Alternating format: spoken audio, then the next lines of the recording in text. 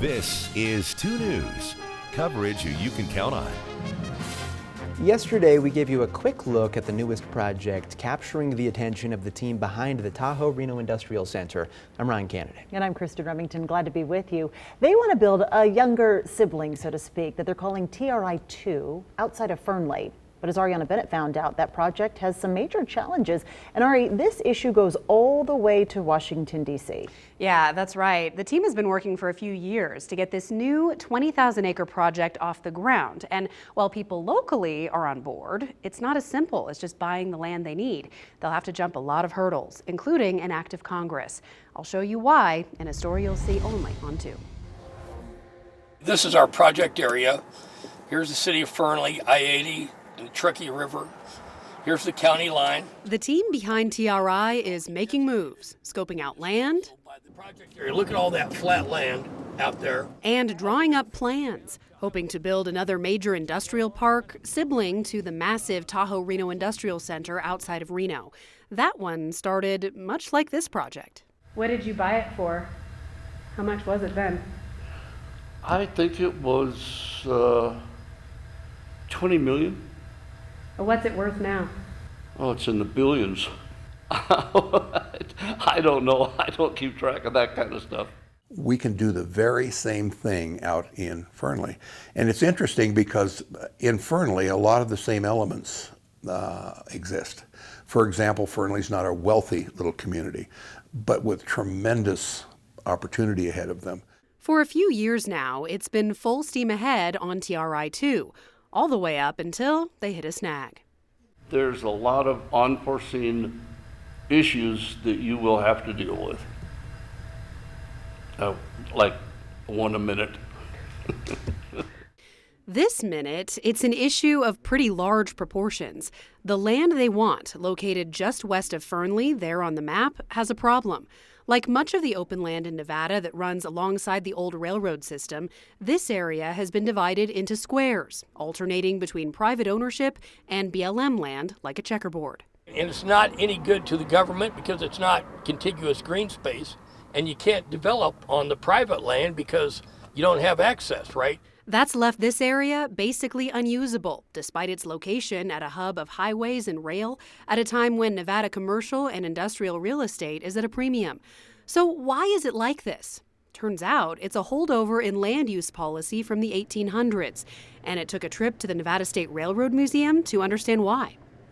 This map of Nevada is a land use map, and you can see this what's going to look pink along the railroad. It's actually every other section. That's the checkerboard.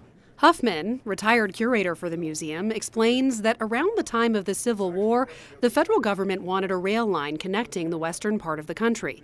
They didn't have money to build one, but they did have land. The idea with the land grant was we'll give you this land, and you can sell the land and use that money to build the railroad. The government gifted every other square of land for 20 miles bordering the tracks to the railroad company, holding back its squares, hoping that the private development would boost the value of the public land for the federal coffers as well. It was a scheme that had worked well in other parts of the country where the land was easy to farm. But in the high Nevada desert? That was a great idea, but nobody really wanted it. Huffman says the plan ended up funding just 16 miles of track, and the railroad companies were left holding the property tax bill. In fact, the railroad on a couple occasions tried to give the land grant back to the government, and the government wouldn't take it. And yet, more than 150 years later, the land is still divided the same way, an effective deterrent to development. The TRI team, however, isn't deterred. They're lobbying for an act of Congress to change the land designations, and Representative Mark Amide is sponsoring a bill that will do that, saying getting it passed, along with other provisions in a larger lands bill, would be his top priority for this term. If you want to do warehousing, if you want to do affordable housing, if you want to do any kind of development, That's what you have to do to continue to evolve. House Resolution 3173, just reintroduced a week ago, would transfer ownership of federal land to 6 different counties and municipalities in northern Nevada. The biggest parcel is in Lyon County, 12,085 acres, which would transfer to the city of Fernley. The city could then sell it to the TRI team or any other developer. Unfortunately, when Amide introduced the same bill in the last session of Congress, it died in committee. This time around, I'm confident that we'll get him out of the House this time. as for the Senate, Amide says he's met with key senators and is optimistic, calling it a work in progress. But with all this work, why not just build somewhere else? There just is no more land. There's no more land. So these land spills are the only answer. And that's a problem felt keenly by the people and the mayor in Fernley. We are really limited on the space that we have available for big projects of 12 plus acres. So if this lands bill goes through, it's going to be a really good thing for the city of Fernley. That city has already seen major population growth, but McIntyre says 60% of its residents have to commute elsewhere, like TRI or Reno, for work.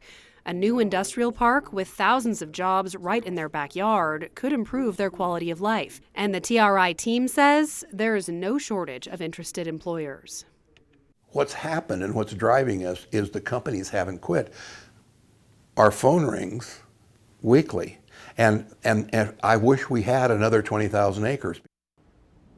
The TRI team says they've already acquired most of the available land in the project area, about 10 square miles, and they have an offer ready to purchase the rest of it from Fernley if the bill goes through.